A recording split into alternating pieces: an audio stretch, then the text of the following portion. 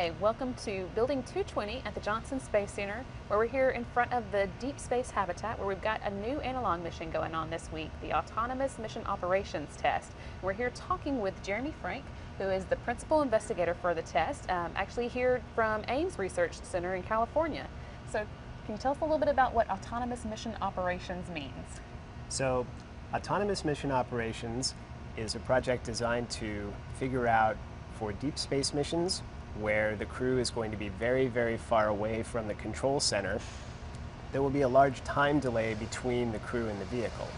For example, at Mars, the amount of time that it takes for a communication to get sent from the spacecraft back to Earth could be as much as 24 minutes one way. 24 minutes? 24 minutes. Wow. So, we've never operated a space mission with people on board a spacecraft at a distance like that before. So everybody understands that you can't operate a mission the same way that you do today, but we don't exactly know why not. So the Autonomous Mission Operations Project's purpose is to start to understand how it would be like to operate a spacecraft very far away from Earth. So explain a little bit what you mean. You say we know we can't do it like we've been doing it, but we're not sure why not. Why can't you just kind of on paper say, okay, here's how we're going to do it? Why do you need an analog test to do that? So let's pick two things that mission operations does today that might be done very differently in the future.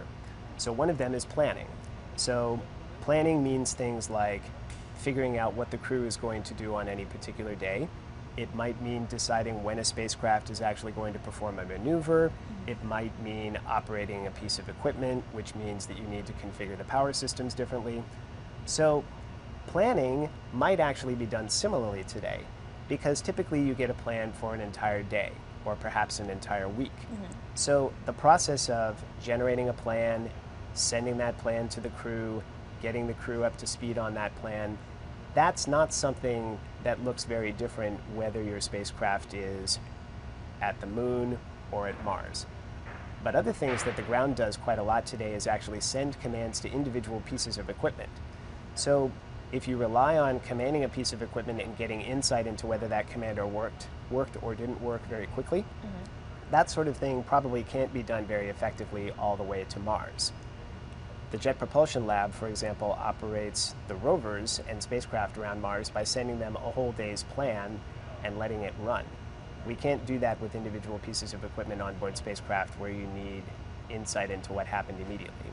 So two very different facets of operations which might be very, very different at different time delays. Okay. So then you test that here on the ground before we're even anywhere close to getting ready to actually go. Why is that? So part of the reason for that is that tests that are done with very, very simple-minded simulations aren't going to have the complexity of a real spacecraft. They're not even going to have the complexity of a real flight control team. So doing it with a pretend spacecraft like the Deep Space Habitat here is a really good way of experimenting with something that approaches the complexity of a real spacecraft. And even this is not as complex as we really need to be testing with before we get to the point where we know how to build and operate an honest-to-God space mission. So this is just kind of a first step.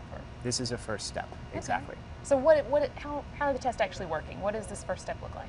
So the way the first step works is we have a crew of 4 people who are inside our deep space habitat.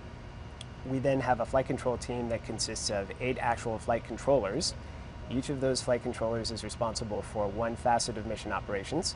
So you'd have a flight director and a capsule communicator or Capcom the same way that you would today. In addition to that, you would have a couple of people managing different systems. You'd have a person responsible for building the crew's plan. And what we then do is we simulate about 2 hours of activity. We simulate 2 hours of activity that's a little bit like what you would see on, for example, the International Space Station. What we then do is we run a repeated set of tests.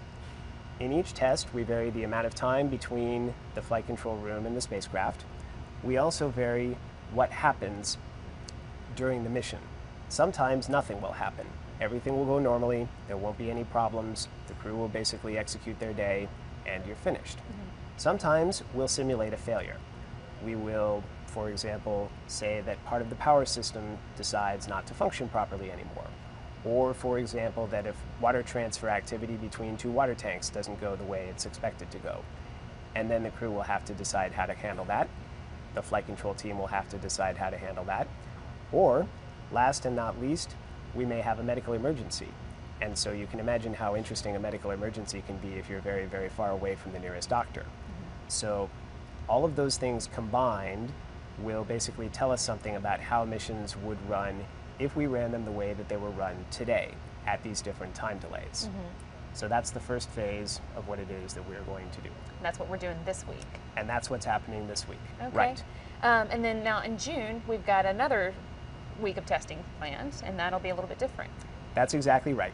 So the difference between the test that we run in May and the test that we run in June is this time in June, we'll give the crews a little bit more authority, a little bit more responsibility than they usually have.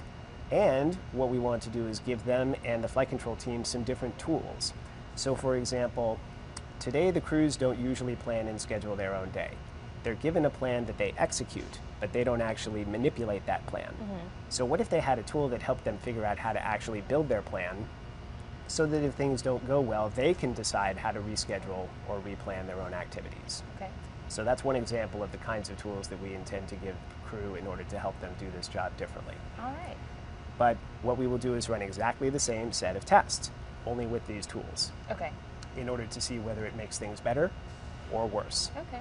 And so for doing this, you've got a crew, like you said, a couple hours at a time, working in the deep space habitat as though they were in space. That's right. Tell me about your crew. Who does that? So we have 4 different crews. Each crew is led by an astronaut, and the other 3 members of the crew are mission operations director and flight controllers. So part of the reason that we did that is to make sure that each crew got the widest range of experience possible. So each crew will experience one of the time delays, each of the time delays, and in addition, each crew will experience one of the each of the situations: the normal situation, a systems failure situation, and a medical situation. Okay.